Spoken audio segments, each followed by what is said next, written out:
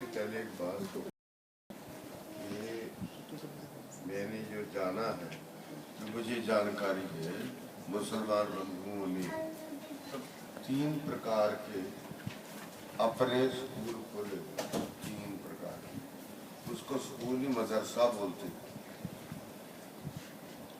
जो भी पढ़ते हैं तो वो मदरसे में पढ़ते हैं, मदरसे उर्दू में बोलते ही विद्यालय मदरसा है वैसे, परंतु वो मदरसे में ये मुस्लिम धर्म का जो कुछ है, परंपराएं हैं, जो रिवाज है, जो संस्कृति है, जो मुसलमानों की सभ्यता है, परंपराएं हैं, वो सब बच्चों को वहाँ सिखाते हैं।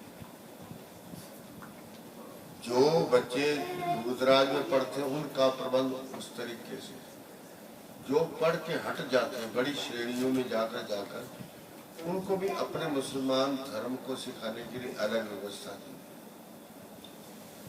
हमारे यहाँ कोई व्यवस्था अपने आप को सुधारने की नहीं है। ये गीता प्रेस ने एक उपकार किया हुआ है, जो लगभग मेरा अनुमान है कोई 70-80 वर्ष हो गए इस संस्था को चलती, गीता प्रेस वालों। तो ये जितना अगर इस पुस्तक पर अगर आजकल पता नहीं क्या दाम है, तो जो भी रहा हो, तो उससे पहले वो उससे काफी कम करके बेचते, घाटा लेके। उस व्यापारी जो है 4 रुपए का है एक ग्राम, अब 4 रुपए लिखा हुआ है।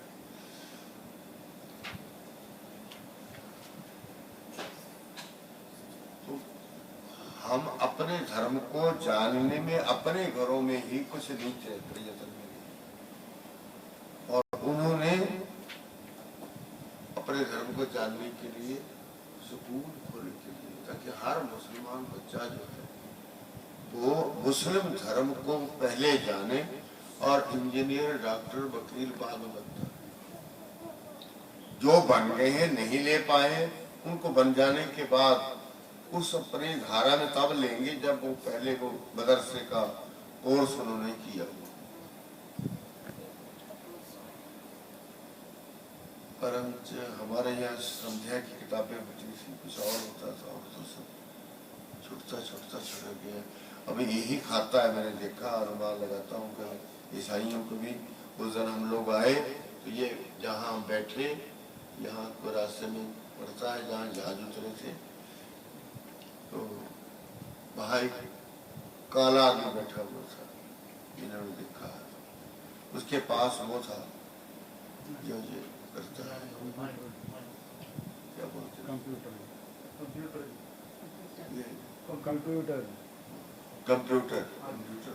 वो कंप्यूटर में काम करता। अच्छा तकड़ा खासा बड़ा आदमी था, और उसने गोल टोपी, वो मुसलमान की थी, जालीदार वो लगाई। हजारों लोग उसके आसपास से आना जाना कर रहे थे। उसको उस टोपी से कोई संकोच नहीं था, कोई शर्म नहीं थी कि लोग बोलेंगे मुझे देखे कि मुसलमान है। वो मुसलमान कहलाने में गौरव समझता, मुझे मुसलमान बोलने तो ये गौरव की बात है, खुशी की बात है। और हम कुछ बहुत दूर से ले गए। और मैं ये सोचता हूँ कि एक खाता है हमारा, एक जो साथी है, जिधर को मर्जी कोई ले जाए हम उधर को तैयार, मुसलमान बना ले, बेधर्मी बना दे, कुछ कर ले, हम फ्री हैं। और कोई नहीं है ऐसा, ये नहीं कि मुसलमान के साथ काम करते कुछ हो कि वो अपनी बात नहीं छोड़, ये छोड़ देंगे, वो नहीं छोड़। बच्चों मैं इसलिए दे रहा हूँ बात कि आपके अंदर ये भाव पैदा होने चाहिए, इसलिए हम बैठे हम थोड़ी बात कहेंगे। ये प्रेरणा की बात है कि हमें अपने धर्म के प्रति जागृत होना, जानना जरूरी है। वे जानकारी और ग्रंथों में है, गीता में और तरह की है। गीता तो इतना कह के हमें शिक्षा देती है कि अपने धर्म के ऊपर चलते चलते यदि मृत्यु भी होती है, प्राण दंड भी मिलता है, तो ले ले। पर अपने धर्म के खिलाफ ना कुछ कहना, ना कुछ करना है, ना करने देना। ये श्लोक बोलता है, यहाँ है। आज जब पढ़ोगे बीच में तो आपको मिलेगा। वह लिखा, स्वधर्मे निधन श्रेय। अपने धर्म के प्रति करने में, आचरण में, प्रयोग में अगर मृत्यु का दंड मिलता है तो वो प्रसन्नता से नहीं, क्योंकि मौत तो शरीर की होनी, जीव की तो होनी नहीं। ये मानते हैं, वो भी मानते हैं, भारत भाई आपकी संस्कृति भी मानती है, भगवान कृष्ण भी मानते हैं कि मरता जीवात्मा नष्ट नहीं होती, वो नहीं मरती। मरता क्या है? शरीर, 5 तत्व जो है ना शरीर के, नहीं मरते, बाकी सब चले जाते हैं। ये भी ध्यान रखना है कि इसमें जो बातें आएंगी तो उसमें 24 इस पिंड में, शरीर में 24 तत्व है, 24 चीजें हैं, ऐसा समझे। हम 24 चीजों का समूह है। छोटा शरीर है चाहे बड़ा शरीर, पर 24 से 25 में किसी के अंदर नहीं, और 23 में किसी के अंदर नहीं, पूरी 24 है। वो 24 की 24 ही जब शरीर छूटता है तो उनमें से केवल क्या है 18 बचती है और 6 चली जाती। शरीर चला जाता। शरीर 5 चीजों का काम, शास्त्र कहते हैं 5 का, मिट्टी का, पानी का, वायु, अग्नि का, वायु का, आकाश का मिश्रण है। ये शरीर जो हमारा है, ये इसको संस्कृत में कहते हैं पंच भौतिक शरीर। जो ये चीजें हैं इनका नाम भूत रखा गया। पृथ्वी, जल, अग्नि, वायु, जिसको हवा बोलते हैं, हवा, वायु और आकाश, ये 5 तत्व है। इन्हीं का नाम महाभूत है, इन्हीं का नाम पंचभूत है, इन्हीं का नाम पंच तत्व है। कुछ बोलो यही आएंगे, उनका अर्थ यही। 5 पंच तत्व जो है वो ये शरीर है हमारा। जो पृथ्वी पर छोड़कर मैं चला जाता हूँ तो मैं इसे छोड़ के जाता हूँ। मट्टी मट्टी में मिल जाए, किसी तरह मिलेगी। दबा दो तो मट्टी वैसे बन जाएगी, जला दो तो वो जो भस्मी बनेगी उसकी भी एक दिन मट्टी बन जाएगी। मट्टी ने मट्टी चल जाए। जो मेरे शरीर में पानी के स्रोत हैं वो उन्होंने पानी में चले जाए। जो गर्मी है मेरे शरीर के अंदर, उष्णता, अग्नि है, अग्नि अग्नि में चली जाती है। और वायु जो है, ये जो हम बोल रहे हैं, ये प्राणवायु है। वायु मेरे शरीर में नाना प्रकार से है। ये यहाँ डॉक्टर साहब बैठे हैं और डॉक्टर, बच्चे डॉक्टरी कर रहे हैं, वो भी बैठे हुए डॉक्टर के साथ कि जो हमारा शरीर है इसके अंदर जितने भी छोटे या बड़े तंतु हैं वो वायु और पानी और रक्त को चलाने का काम है। पानी भी पूरी मदद करता है भीतर शरीर के अंदर, जगह जगह करता है। जहां पानी नहीं जाएगा वहां रक्त नहीं जाएगा, जहां रक्त नहीं जाएगा वह भाग सूख जाएगा। ये किताबें कहती हैं। ये शरीर क्या है? पंच तत्वों से बना हुआ है। बने भी हम ऐसे ही थे, अब जाएंगे तो भी हम ऐसे चले जाएंगे। शरीर यूं पड़ा रहेगा, 2-3 चीजों का जाते पता नहीं चलेगा। गर्मी कैसे निकल गई कोई नहीं जान पाएगा, जल कैसे निकल के चला गया नहीं पाएगा, वायु कैसे निकल गई अर्थात प्राण कैसे निकल गए कोई पता आज तक नहीं पता चला। कि बस यही होता, डॉक्टर लोग, हकीम लोग यही कह देते हैं कि अब ये नहीं, इसके अंदर प्राण। पर प्राण जब जाते हैं उनको जाते कोई देख नहीं सकता। वहां बैठे रहो चाहे 100 आदमी बैठा रहो, आज तक नहीं वो बात पकड़ी गई कि वो जाने वाले को देखा जाए। और जाने वाला जाता है जो वह 18 चीजें लेके जाता है। इसमें से मैंने कहा कि 6 चीजें छूट जाती हैं, 5 तो ये छूट गए, एक अहंकार छूट जाता है, 5 छूटते, 18 हम जाते हैं। जो मैं मुझ जीवात्मा के साथ जब मैंने जाना, वो दंड तुंड मुझे ही मिल गए, पर मैं किस में रह रहा हूं? अब तो मैं इसमें रह रहा हूं। इस शरीर का नाम है स्थूल शरीर। स्थूल का अर्थ हिंदी में होता है मोटा, मोटे को कहते हैं, जो दिखता हो, पकड़ा जा सकता हो, जिससे कोई प्रयोजन सिद्ध हो सकता हो, वो स्थूल होता है। टकराने वाले को स्थूल बोलते हैं। पानी भी स्थूल है, बस इसके आगे स्थूल कोई नहीं। अग्नि स्थूल नहीं है, ध्यान रखना। अग्नि सूक्ष्म, सूक्ष्म होता है, जिसकी प्रतीति होती है, स्पर्श नहीं होता है। आप सोचेंगे कि आग के साथ तो होता है, आग के साथ स्पर्श नहीं होता है, उसकी गर्मी से होता है, जो जला देती है। ऐसा बैठो, देखो ये बात भी बड़ी जरूरी है। तो कोई नहीं, इसको करने दो, हम ही कुछ नहीं करेंगे तो अपने आप ये चलता करता रहेगा, इसको अपनी बोलते। तो मैंने ये कहा है कि अग्नि ठोस नहीं होती, ठोस स्थूल नहीं होती, मोटी नहीं होती अग्नि, क्योंकि अग्नि जल रही हो। तो अगर आप अपने कोई चीज पार करना चाहो तो आराम से कर सकते।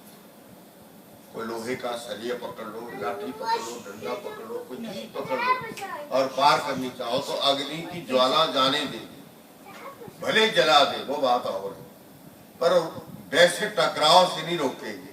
अगर मैं यहाँ से कोई रोकना चाहूँ तो अग्नि रोकती नहीं। जो नीचे है ज्वाला के अतिरिक्त कुछ है तो वो आग नहीं होती, वो अग्नि के अंगार कहलाते हैं। यदि वो क्या होते हैं, यदि उनके अंदर लाली है, उष्णता है, तो वो क्या है, अंगार है, अग्नि के अंगार है, जिन्हें अग्नि खा के छोड़ गई है। गर्मी है उनके अंदर, प्रकाश भी थोड़ा थोड़ा होता है, परंतु वो उसको अग्नि नहीं कहा गया। अग्नि उसी को कहा जाता है जो जल जल के ऊपर को उठे। अग्नि कभी टेढ़ी नहीं होती, उल्टा भी कर दो, जलाकर किसी चीज को फिर उसको उल्टा कर दो, वो ज्वालाएं ऊपर को जाएंगी। मेरे हाथ को काटती हुई ऊपर को जाए। अग्नि तत्व जो है वो ऊपर को जाता है, टेढ़ा नहीं होता, पर वो वही होता है जो कि स्पर्शवान नहीं होता। अग्नि को छुआ नहीं जा सकता, छुएंगे तो टकराव नहीं होगा, तो मिलेगा नहीं कुछ भी। वो जला देना या गर्मी मिलना ये बात अलग है, मोटापन उसके अंदर नहीं। उसके आगे अग्नि के बाद वायु है, वो उससे भी सूक्ष्म है, उससे भी बारीक है, पतली है, जो पकड़ी नहीं जाती। उसको पकड़ने के लिए बड़े बड़े समझदार मशीनें बनाते हैं, साधन बनाते हैं, तो वायु पकड़ी जाती है, प्रयोग में आती है। डॉक्टरों के ये सिलेंडर बनते हैं, ये यहाँ गैस आती है, क्या क्या आता है, पर ये आसानी से नहीं पकड़ी जाती वायु। वायु चौथा है। और आकाश, आकाश कोई चीज नहीं है, ये एक पोल का नाम आकाश होता है। आकाश किसको कहते हैं हम, पोल, जो पोला है, पोल जो है वो सब आकाश है। इसकी कई नाम है, जो तो बड़ा है आकाश उसका नाम है महाकाश, सबसे अंतिम आकाश जो है। और सर्वगतम, ये सारे ब्रह्मांड में व्याप्त और एक जैसा ही है। हम जब इस पोल में कोई चीज बना देते हैं तो उसके अंदर पोल आ जाता है। घर बनाया है ये, जब ये घर यहाँ नहीं बना हुआ था तो सारा पोला था, दीवारें दे दी, वो पोल घेर लिया गया। उस पोल के अंदर हम उठना बैठना, खाना पीना, बनाना, घर का निवास तैयार करते। इस पोल में, इसका नाम है मठाकाश, मकान में रहने वाला पोल। एक मटके में पानी लाते हैं या लोटा लेते हैं, कोई चीज लेते हैं जो बनी हुई, उसमें एक पोल होता है। हर एक पोल का अपना अपना नाम है, उसी को हम लोग आकाश। आकाश जो है वो सर्वगत है, और प्राण हमारे अंदर 10 प्राण कितने शरीर में? 10। उनमें से 5 प्राण है और 5 उप प्राण है, ऐसा नाम शास्त्र बोलता है। 5 मुख्य प्राण है जिनका शरीर के अंदर सब जगह 10 को जगह मिली हुई है। शरीर में 10 ही प्राणों को शरीर में आपके जगह मिली हुई है। जैसे नाम है प्राण, अपान, समान, व्यान, उदान, ये ऐसे नाम है। और वो कब कब कैसे कैसे होते हैं वो बात हम छोड़ते हैं, पर ये बात जानते हैं कि 5 मुख्य जो प्राण हैं, इनके बिना जीवन में एक भी कमजोर पड़ जाए वायु तो व्यक्ति शिथिल हो सकता है। 4 प्राण जो है वो शिथिल हो जाए तो बाधा पड़ती है। और ये जो मुख्य प्राण है हमारे अंदर, जिसका काम नाक और मुंह के द्वारा बाहर आना, हृदय तक जाना, फिर बाहर आना, फिर हृदय तक जाना, बस यही काम है। इसी को हम लोग मुख्य प्राण मानते हैं। जब ये चला जाता तब हम मृत घोषित होते हैं। 5 प्राणों में से 4 गायब हो सकते हैं। क्यों? देखा जाता है, लोगों को, मरीजों को देखा जाता है, समझा जाता है। तो 4 जगह के प्राण अपनी जगह छोड़ गए। सबके अपनी अपनी जगह है। किसी का नाभि में स्थान है, किसी का कंठ के ऊपर स्थान है, किसी का कटी के नीचे का भाग स्थान। ये 5 का अपना है। जो 5वां है वो हर में रहता, हर जहाँ जहाँ तक चमड़े का संबंध है, चमड़े का मांस का संबंध है, उस सब में रहता है। उसका नाम उदान है। वो सब जगह वर्तमान रहता है कि जब ये इसमें नहीं होगा ये सूख जाएगा। जहां वायु नहीं जाएगा, प्राण वायु नहीं जाएगी, वो भाग सूख जाएगा, वो नहीं रह सकता। जल नहीं जाएगा तो सूख जाएगा, रक्त नहीं जाएगा तो सूख जाएगा। और ऐसी जो मैंने प्राणों की बात की, वायु नहीं जाएगी तो सूख जाएगा। हमारा मरना जो है इन 6 के कारण माना जाता है। 6 चीजें हमारी नष्ट हो जाती है। हम 18 को लेके निकलते हैं। ले जाने के लिए हमारे 3 शरीर मानेंगे। ना याद रहे कोई बात नहीं, नोट कर लो तो अच्छा रहेगा। हमारे जो शरीर है ये कितनी प्रकार के? 3 प्रकार के। एक स्थूल शरीर, एक सूक्ष्म शरीर और एक कारण शरीर। जो जन्मता है वो स्थूल शरीर होता है, जो मरता है वह भी स्थूल शरीर होता है। दूसरे दोनों शरीर नष्ट नहीं होते। पहले का नाम है स्थूल, दूसरे का नाम सूक्ष्म, तीसरे का नाम कारण। ऐसे 3 नाम है और तीनों का अपना अपना काम। अब मेरे में सूक्ष्म भी है और स्थूल भी हूं मैं, इसके भीतर वो रहता है। और मैं जब निकलता हूँ, जीव जब जाता है, मरता है, जाता है, तो सूक्ष्म शरीर के द्वारा जाता है। उसकी जो गति होती है, यात्रा जो होती है, लोक परलोक में मरने वाली यात्रा जो है, वो सूक्ष्म शरीर उसको लेके जाता है। वो अति सूक्ष्म है। सूक्ष्म शरीर से भी जीव जो है अति सूक्ष्म, नहीं देखा जा सकता, किसी तरह भी जाना नहीं जा सकता। और एक कारण शरीर है। कारण शरीर वह होता है जो प्रलय होती है, महाप्रलय हो जाती है, संसार एकदम सब खत्म हो जाता है। ये शास्त्र बोलते हैं। जितने समय तक संसार बना रहा है उतने समय तक ही संसार मिटा रहता है, बंद रहता है, कुछ भी नहीं होता। न पृथ्वी होती है, न आकाश होता है, न वायु, न सूर्य, न चांद, कुछ नहीं होता। ये शास्त्र गीता भी बोलेगी, आप जो यूं पढ़ते जाओगे ये भी कहती है। और माप देती है कि कितना समय तक सृष्टि रहती है, कितने तक चली जाती। तो ये बात जो है मेरी 18 तत्वों को लेकर, मैं क्या क्या लेके जाता हूँ? 10 तो मेरी इंद्रिय हैं, क्योंकि मैं जहां भी जन्मूंगा, जिस भी योनि में जाऊंगा, ये 10 की 10 मेरी इंद्रिय चाहिए, मेरे कान, नाक, हाथ, पांव।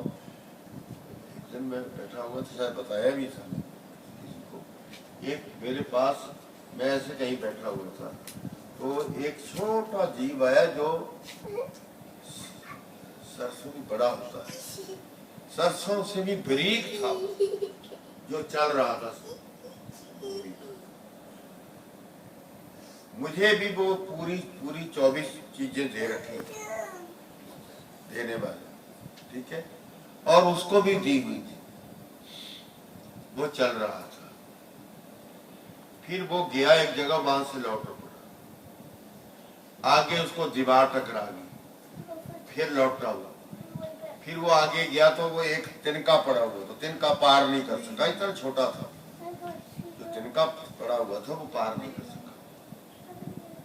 मेरा अभिप्राय कहने का ये है कि ये मैं जहां भी जन्मूंगा, तो जो मेरे 10 की 10 इंद्रिय हैं, कान, नाक, हाथ, पांव आदि, ये मेरी साथ जाएगी। 18 में ये 10 ये है, और 5 प्राण है मेरे, 15 हो गए। एक मन है, एक बुद्धि है, एक वो जीवात्मा है, ये 18 ही हम जाते हैं। और जब शरीर, ये मोटी मोटी बात होगी, जानकारी, ठीक है।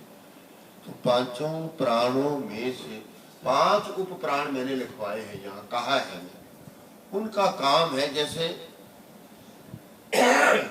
हम आंख में झप ऐसे करते हैं, क्या करते हैं, पलक जो है झप झप झपाती है, जो ऊपर,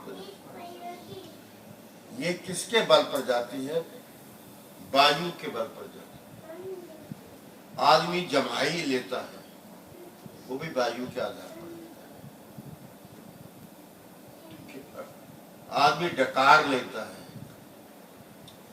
इस तरह 5 प्रकार की वायु, उप प्राण कहलाते हैं। अर्थात इनका प्रयोग व्यक्ति के ना समझे हुए भी अपने आप होता है। आंख अपने आप पर्दा नीचे गिराती है, अपने आप उठा लेती है, ठीक है या नहीं?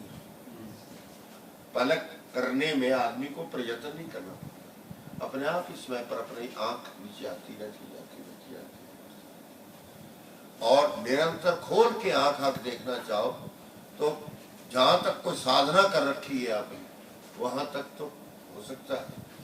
अन्यथा आम आदमी ऐसा नहीं हो सकता कि 2 मिनट तक आंख को खुली रखे, जब 5 मिनट खुली रखे, कोई पलक ना नीचे गिराए, ऐसा नहीं हो सकता। ऐसा करेगा जिद से तो आंख से पानी निकलने लग जाए, आंख जो है वो जल छोड़े।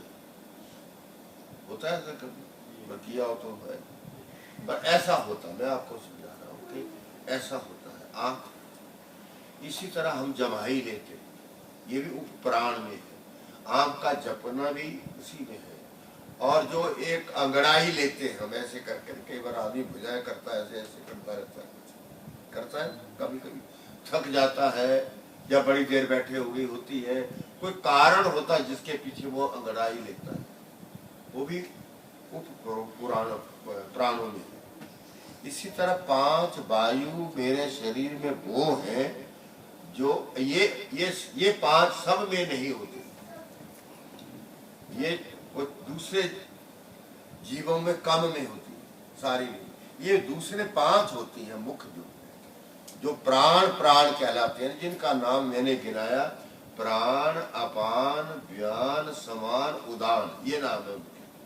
और इनकी जगह मेरे शरीर में निश्चित, इसी तरह सबकी निश्चित है। तो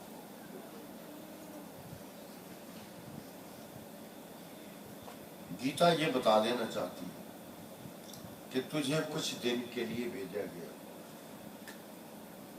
तुझे मनुष्य का शरीर देकर कुछ दिन के किसी अवधि समय तक के लिए भेजा है। जो भेजा गया है उस संबंध में जो प्रक्रियाएं हैं, उनको तुझे बड़ी शाश्वत विधि से निरंतर मजबूत और उचित तरीकों से तुम्हें उसको पूरा करना चाहिए। वो तरीके शास्त्रों में हमें मिलते हैं पढ़ने से। आप गीता पढ़ोगे तो आपको मिले, पढ़ते हैं कई देव आपको देवी पढ़ती है, जिसमें अंत में 16वें अध्याय में भगवान ने कहा कि मैंने जो तुझे समझाना था वो अर्जुन बहुत कुछ कह दिया। अब मैं आगे राय देता हूं कि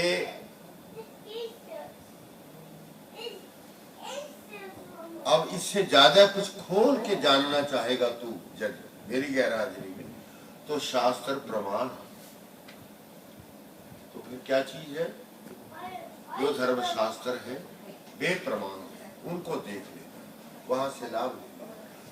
तस्मात् शास्त्रम प्रमाणन्ते कार्य व्यवस्थितौ ज्ञात्वा शास्त्र विधानोक्तम कर्म कर्तुम इह अर्हसि। ये श्लोक दे करके 16वें अध्याय को पूरा करते हैं।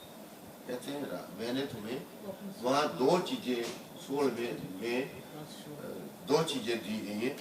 देवी पद्धति क्या होती है, देवी स्वभाव के लोग कैसे होते हैं, और दैत्य स्वभाव के, असुर स्वभाव के, राक्षस स्वभाव के लोग कैसे होते हैं, प्राणी कैसे होते हैं। ये दो चीजें आई हैं, उस दो पर ही विचार किया गया खुला।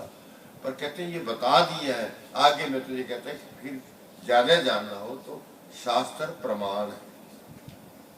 भगवान कृष्ण मान रहे हैं कि शास्त्र का अध्ययन करना चाहिए।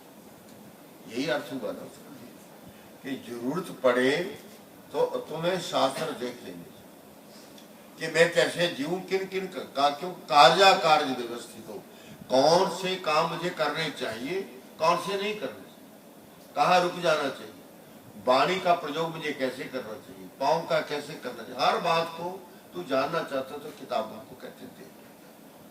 कार्य और अकार्य व्यवस्थित हो, करना और ना करना, इन दोनों बातों की मजबूती के लिए, जानकारी के लिए तुम शास्त्र की शरण में चले जाओ। फिर कहते हैं ज्ञात्वा शास्त्र विधान उत्तम, शास्त्र जो अपने रूप में बताता है वह तुझे करना चाहिए। उसके विरुद्ध करेगा तो तेरे से ये मानवीय शरीर छीन लिया जाए, क्योंकि देने वाला और है कोई।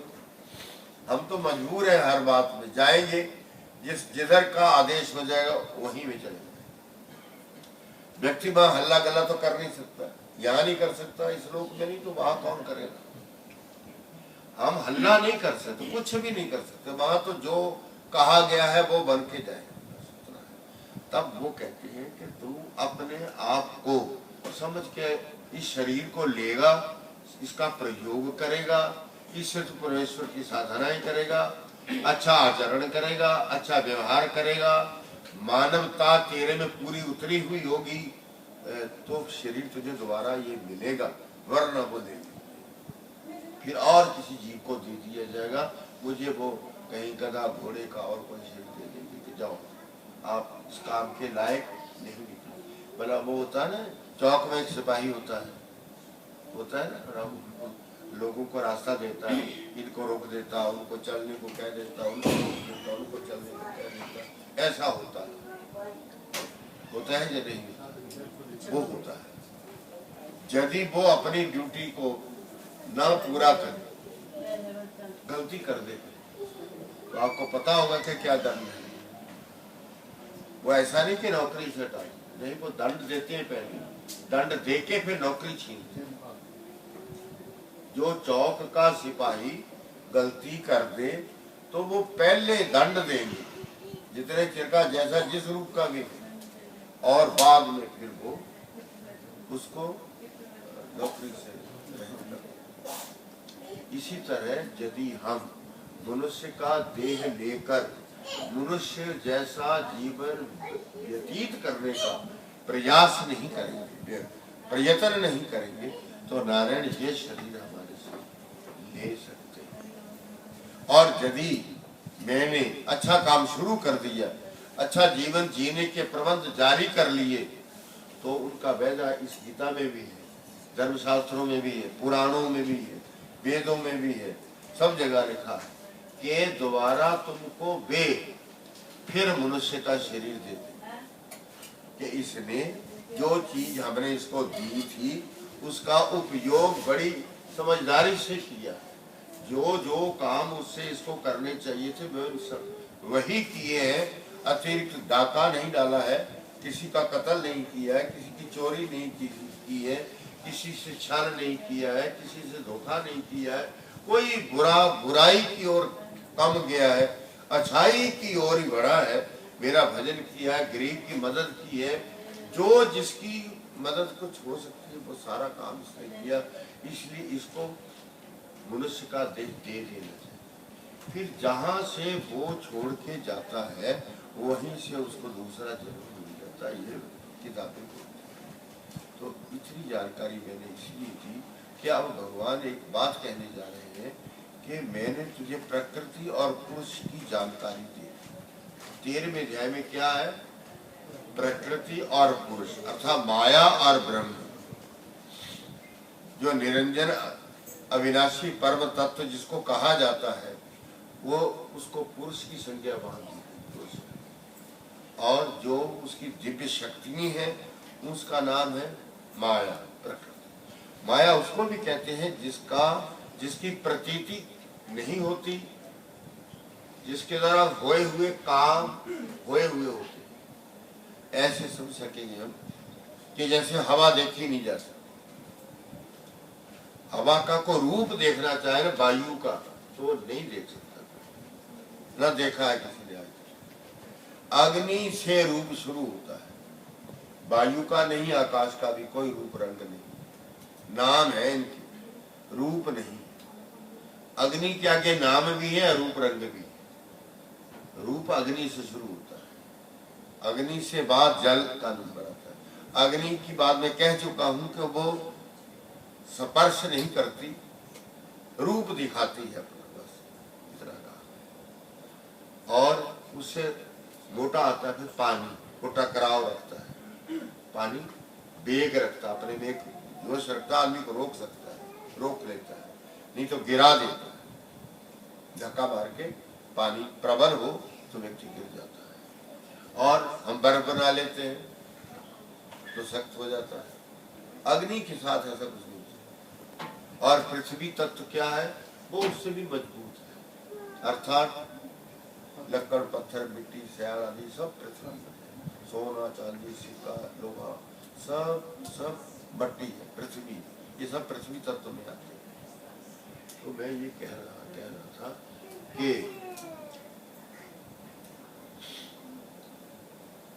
प्रकृति और पुरुष जो है, ब्रह्म जो है, वे निर्विकार है और रूप रहित है, ये आप सब जानते हैं।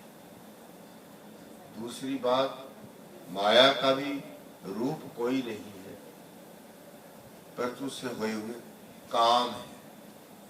मैंने कभी बात शुरू की थी कि वायु को देख नहीं पाता, पर वायु है, इससे कैसे पता चलता है? या तो पेड़ों के पत्ते हिलते नजर आते, शाखाएं हिलती तो बाहर हवा चलेगी, कैसा जानते हैं जी? कोई चीज हिलती नजर आती तो चलते बाहर हवा चलेगी। या हम बाहर निकल जाए, ठंडी या गर्म टकराए तो आज बड़ी भारी गर्मी, बहुत गर्म हवा चलेगी। क्यों? स्पर्श से पता चला है, आकृति नहीं है कोई उसकी, वायु की आकृति कोई नहीं है, उसके परिणाम है, कार्यों के द्वारा देखी जाती है और रूप से नहीं दिखती। ये बात उसी को माया बोलते हैं। माया का भी यही है, माया के द्वारा सृष्टि की रचना होती है, सृष्टि का विलय होता है, पर वो स्वयं दिखती नहीं है, प्रयोग में सामने नहीं आती, उसको माया बोलते हैं। माया का होता है बदलते रहना, अपने में नहीं रहना। क्या है, रामायण में पाठ आया है कि लंका के लोग मायावी हैं, लंका के लोग मायावी, छलिया है, छल करते, रूप बदल देते, कभी कुछ बन जाता है, कोई कुछ बन जाता है, कोई कुछ बन जाता है। अब क्या है, वो जब थी वो थक गई हो, हाथ में रखो पवित्र ग्रंथ, बस कहीं पकड़ा दी होगी, रहने मैंने तो ऐसी कहा। अहिरावण था ना, एक अहिरावण, रामायण में पाठ है अहिरावण। अहिरावण जो है रावण का बेटा है। जब सर्पों की सृष्टि, मंदोदरी के सर्पों का जन्म हुआ तो साथ एक लड़का भी आया जन्म। सर्प जन्मे जब मंदोदरी के तो साथ एक लड़का भी जन्मा। जो लड़का जन्मा वो जन्मते ही उसने ये कह दिया था कि मैं पाताल में जा रहा हूं, और यदि मेरी जीवन में कभी जरूरत पड़ गई तो मुझे अहिरावण करके याद कर लेना मेरे लिए, और कह देना कि तू चला आ तो मैं तत्काल आ। ये रामायण बताती है। अहिरावण ने जब रावण हार गया हर ओर से, तो उसने सोचा कि अब मैं क्या करूं। तो याद आया कि मेरा एक लड़का जन्मा था, जब सर्प जन्मे थे मेरे घर में तो लड़का भी एक जन्मा था। वो जो लड़का है उसने कहा था कि मुझे याद कर लेना मैं आ रहा। उन्होंने उसको याद कर लिया रावण, और वो आ गया। तो बताओ पिताजी क्या बात है। उन्होंने सब कुछ बता दी कि लंका खाली, लंका में अब कुछ नहीं बचा है बेटे, अब मैं ही हूं अंत में, कोई वीर नहीं रहा है। तो उनका क्या क्या बात है, उन्होंने बता दी ये सारा। कहते हैं अच्छा कोई बात है, वो मैं झगड़े की जड़ को खत्म करता। जड़ क्या है वह? राम और लक्ष्मण, क्योंकि वो सीता को मांगते हैं कि सीता दे दो। रावण जिद पर है कि मैंने नहीं देने, लड़ाई लड़के ले जाओ। इस झगड़े पर आकर के अहिरावण क्या करता है, रात का टाइम है और जहां रात का शिविर लगा हुआ, कैंप लगा हुआ है रामा दल का, राम की सेनाएं जहां पड़ी हुई है वहां चला जाता है। देखता है कि राम कहाँ है। देख के भाल के वो जान के फिर पहचान के कि यहाँ ये राम है पड़े हुए और ये लक्ष्मण है। राम लक्ष्मण उसने जान करके देखा है कि राम ने अपना हाथ, सज्जा हाथ जो है राम ने वो लक्ष्मण को रखा हुआ। लक्ष्मण ने अपना हाथ कोई नहीं कहीं भी रखा हुआ। पहचान लिया कि ये बड़े हैं ये छोटे हैं, यही राम होंगे जिन्होंने छोटे पर हाथ रखा हुआ कि तो इसको कुछ हो ना। ये अनुमान लगा के वो रामायण ये कहती है कि वो तब खड़ा हुआ। अब उसने सोचा कि इनको ले जाना है। उसने अपना इतना बड़ा प्रभाव बनाया, तूफान, आंधी, बारिश, बड़ा बड़ा कुछ हुआ। और जितने मोर्चे के गेट थे, सेना जहां सोई हुई थी रात को, वो जो रास्ते थे सारे, उनके लिए पहरेदार जिम्मेवार थे। कहीं अंगद था, कहीं दूसरा था, कहीं कोई था, कोई था। तो सबके ऊपर जिम्मेवारी हनुमान जी की थी, जो सबकी रक्षा करनी। गेटों पर रात को कोई हमला करे तो सेनाओं को दिक्कत ना हो। अब सोचेंगे कहने गीता बैठा सुना रहा रामायण, तो मैं इसलिए की बात समझनी है माया क्या होती है। जला दो अब तो खत्म ही होगी बात, थोड़ी सी है बोल देता हूँ। तो तूफान बचा दिया, आंधी, पत्ता, डाली, पेड़ गिरने लगे। चुपके से गया और राम और लक्ष्मण को मुग्ध किया, बेहोश किया और अपने कंधे पर रखे और सीने से बाहर लेकर के पाताल में राम लक्ष्मण को ले गए। ये जड़ चली गई है। जब सुबह हुई तो हल्ला हो गया। रात का हल्ला मचा हुआ था कि देखो कौन कहाँ है, क्या बिगड़ा क्या बना। तो उन्होंने पता चला कि जब देखा तो ना राम है, जो मूल है शक्ति है वहां वो है ही नहीं, तो लड़ाई किसके पीछे लड़नी। अब उसके लिए लंबा मामला की तलाश हुई, भगवान ढूंढ लिए गए, हनुमान ने ही वो काम किया और वहां से अहिरावण को मारकर और अपने बेटे को राज्य देकर वहां का पाताल का राम लक्ष्मण को ले आए। ये माया, लंका वाले क्या है माया। जब वो शिविर में जाने लगा था तो उसने अपने ताए चाचे का रूप बना लिया था, विभीषण का रूप। किसका रूप बनाया? विभीषण। अब वो विभीषण तो है नहीं, वो तो ही रावण है। पर इन लोगों में ये विद्याएं हैं, इनके अंदर एक कला है जिससे अपना रूप बदल देते।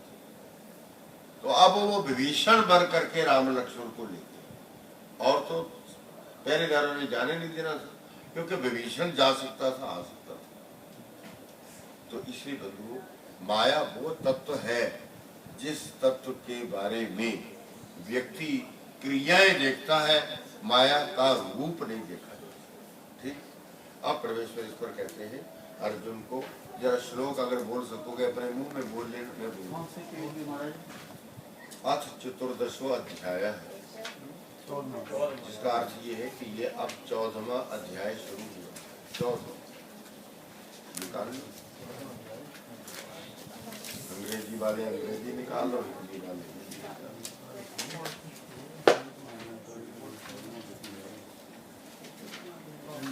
आज 10 श्लोक तक बोलना और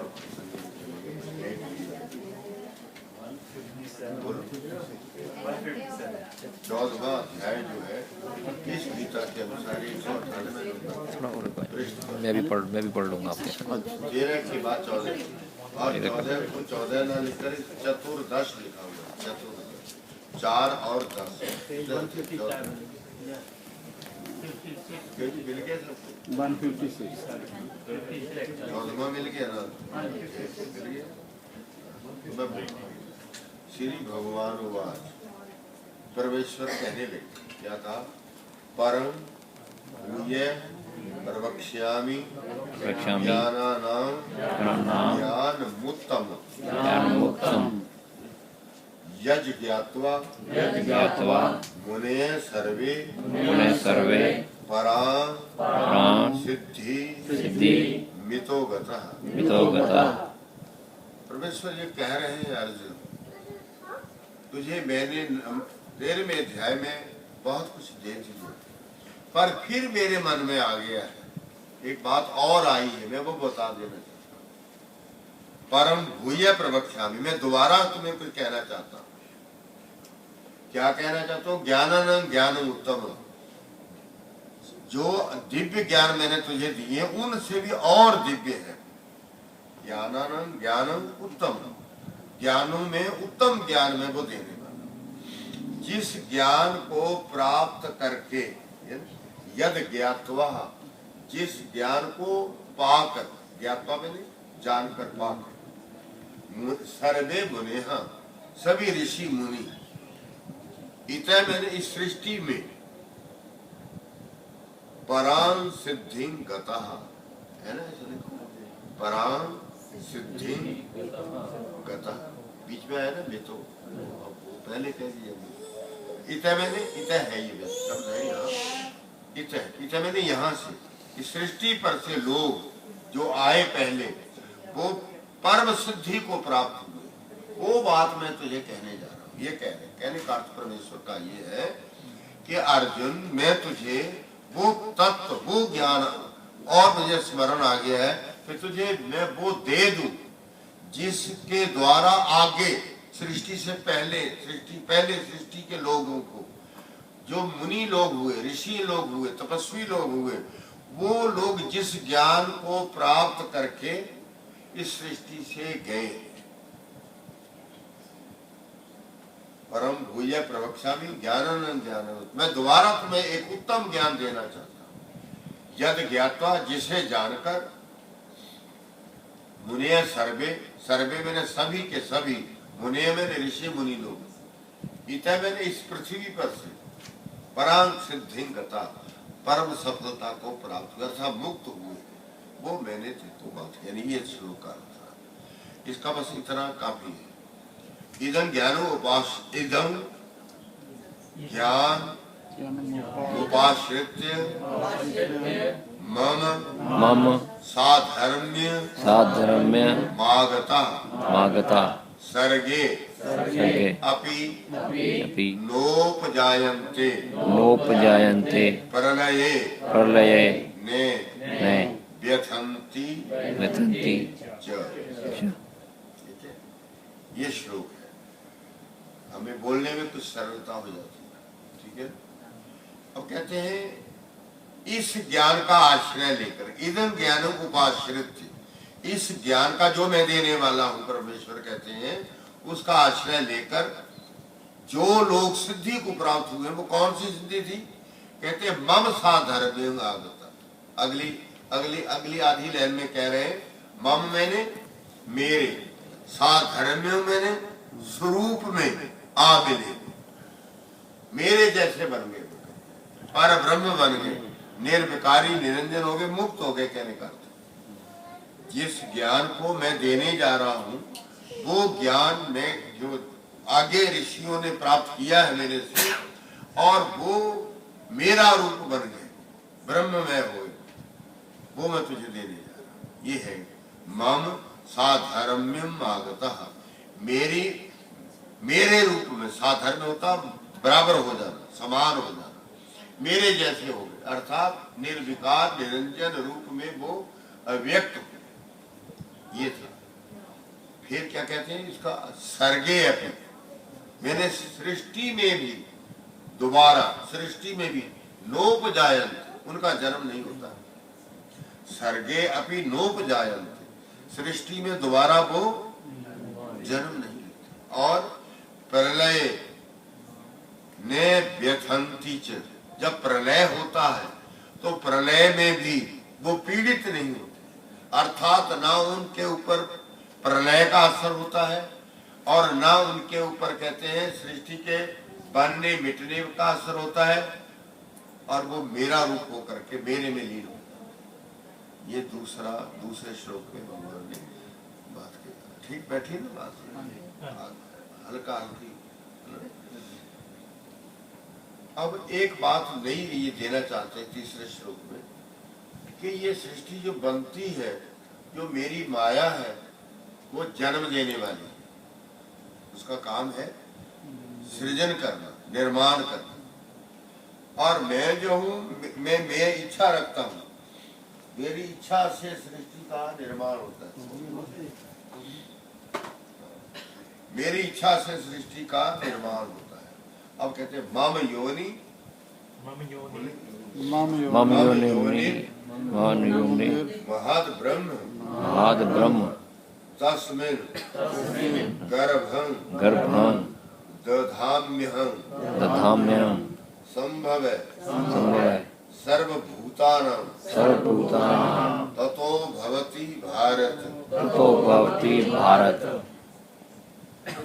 मेरी जो माया है, मम मैंने मेरी जो माया है, उसका नाम है महातत्व।